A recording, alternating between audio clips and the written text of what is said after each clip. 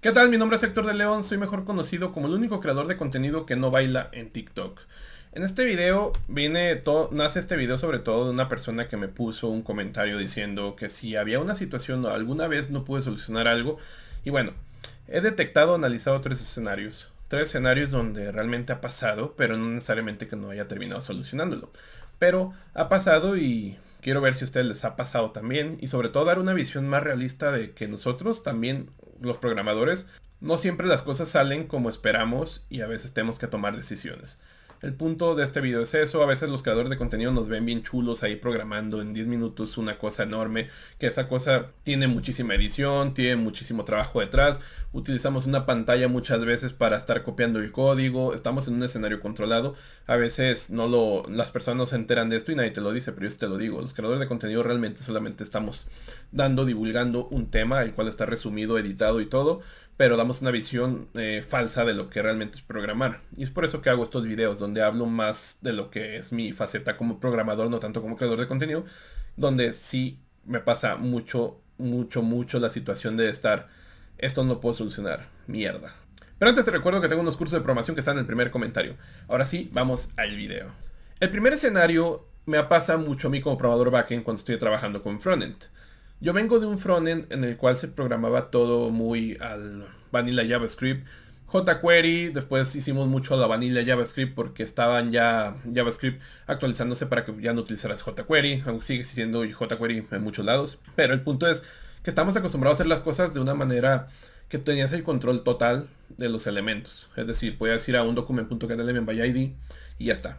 Me pasa mucho ahora que trabajo con frameworks como Angular, que quiero seguir haciendo las cosas como en esa época. Es decir, quiero tener el control de los elementos en un objeto, tal cual. Y pasa que con Angular, cuando estás trabajando sobre todo con formularios que son dinámicos, tiene un mecanismo para trabajar con esos formularios, el cual ya bindea automáticamente la información y te la entrega en un objeto, el cual es reactivo. Y yo quería trabajar de esta forma de como lo hacía antes, es decir, tener un document.getElement by ID y estar actualizando los inputs del DOM y estar haciéndolo dinámico. Los que no han trabajado con formularios dinámicos es de las cosas, de repente, es uno de los topes que te enfrentas como programador frontend. Imagínate un programador backend. Es cuando tú estás haciendo un formulario el cual puede tener un comportamiento distinto a partir de un campo de texto o un campo que indique algo que indique que se van a crear nuevos elementos debajo. Pueden ser muchos otros formularios hijos, pueden ser muchos campos de texto, campos lo que sea, pero son dinámicos, pueden aparecer, desaparecer, y sobre todo cuando estás trabajando el editar, pues se complica más, porque un editar sigue siendo dinámico y entonces te tienes que cargar esta información de forma dinámica. Bueno, el punto es que yo quería hacerlo de la forma antigua. Y esta es una de las cosas que pasa al que te llega la pregunta inicial de, ¿alguna vez no pudiste solucionar algo? Bueno, aquí es el primer escenario. No poder solucionar algo por querer hacerlo como lo quiere, como siempre lo has hecho y las cosas han cambiado para mejorar. Es más fácil ahora hacerlo. Con Angular lo haces rapidísimo. El punto es no querer reaprender, de enfocarte a hacerlo de la misma manera como lo sigues haciendo y como estás trabajando en un framework, querer hacerlo todavía como si no estuvieras trabajando con el framework. Entonces, ¿para qué quieres el framework si quieres hacerlo de forma nativa, se podría decir, con puro JavaScript? Y aquí el punto, el consejo más que nada es que puede haber muchas situaciones en las cuales no vas a poder solucionar las cosas tan fácilmente por seguir queriendo hacer las cosas difícilmente cuando el framework te lo va a hacer mucho más fácil. Pero ese punto, a veces tenemos como ese tope, a mí me pasa mucho decir, esto yo sé hacerlo, lo puedo hacer, lo sé hacer con JavaScript puro, quiero hacerlo de esa manera. Y pasa el tope de decir, ¿por qué diablos tengo que aprender una cosa nueva que ya sé hacer? Y pasaba mucho también en la época cuando estábamos comenzando a utilizar frameworks ahí del 2005, 2004. Nos pasaba mucho de que nosotros ya teníamos como un esquema de trabajo en el cual tú ya decías, yo copio, pego todos mis archivos, mis bibliotecas propias que hice para un nuevo cliente y ya estoy trabajando bajo mi esquema. Entonces trabajar con un framework era reaprender lo que ya estabas haciendo y estabas cobrando. Esto pasa mucho.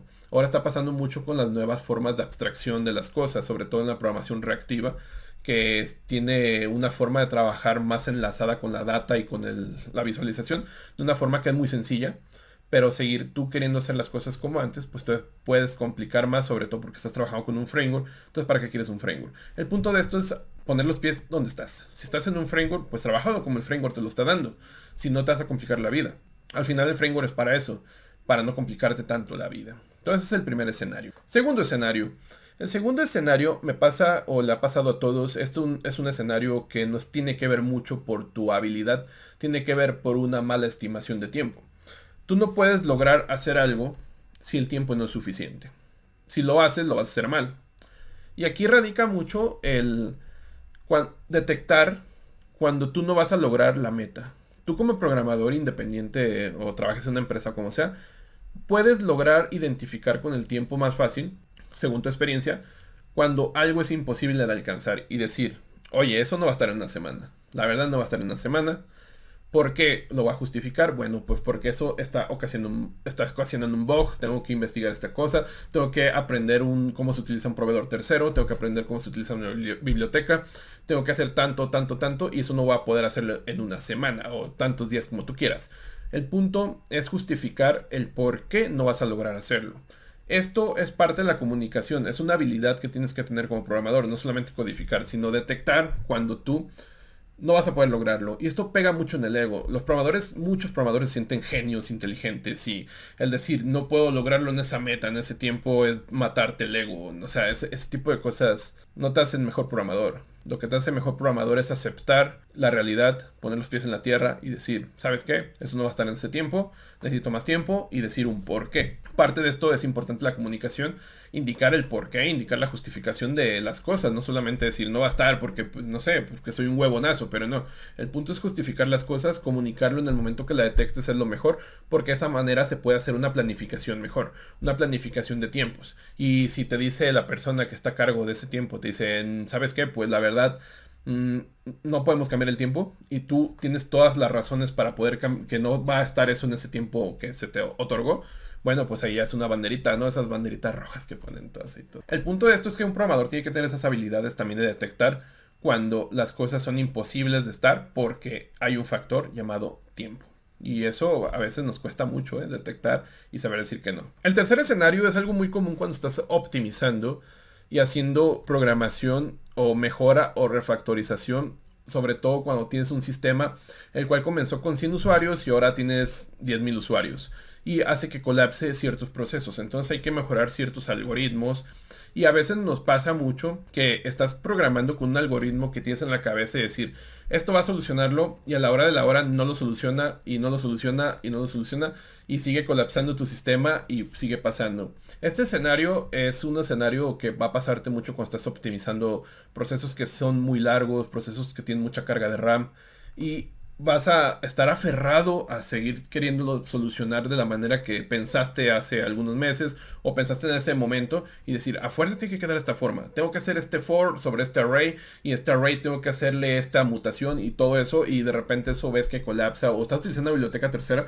que resuelve alguna cosa y ves que esa biblioteca tercera consume muchos recursos. Entonces, si esa biblioteca tercera está compilada, no es un código que esté ahí para que puedas recompilarlo.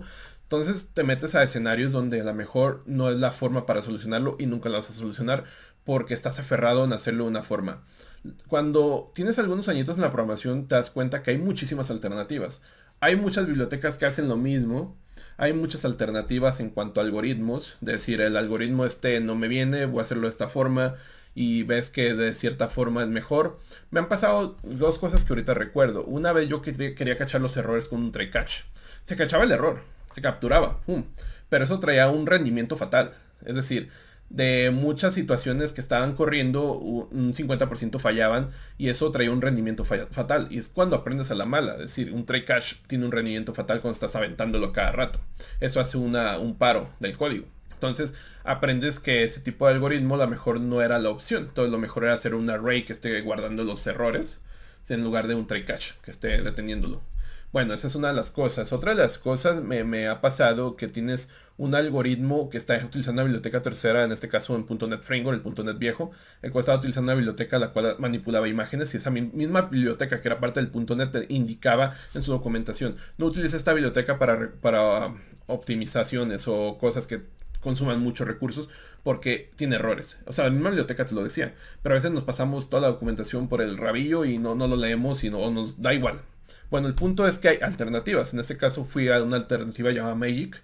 Magic es un wrapper de C++ que puede manipular imágenes muy grandes. En este en este punto era para una empresa de una cervecería muy conocida, no voy a decir cuál cervecería porque luego se dicen, ah, es que Héctor está patrocinado por esa cervecería. Bueno, esta cervecería lo que quería es hacer unos pósters enormes, esos que ponen en los edificios de publicidad. Entonces era una imagen con una resolución enorme.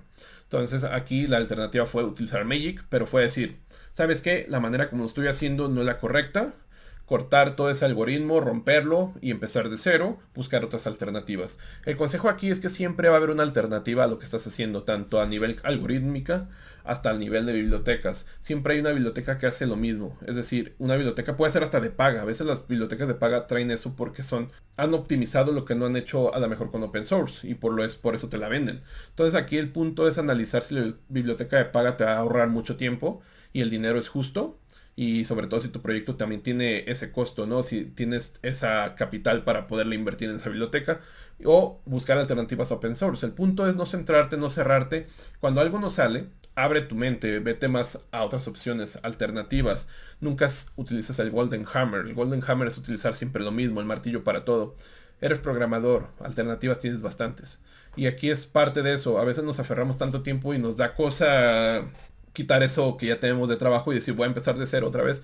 Pero créeme que cuando comienzas de cero vas a ir mucho más rápido. Vas a ir mucho más rápido porque ya tienes el escenario, ya tienes los errores que te ha pasado y empezar de cero es como decir, quitas todo de la mesa y la mesa está limpiecita y comienzas con una experiencia ya detrás de lo que estás resolviendo.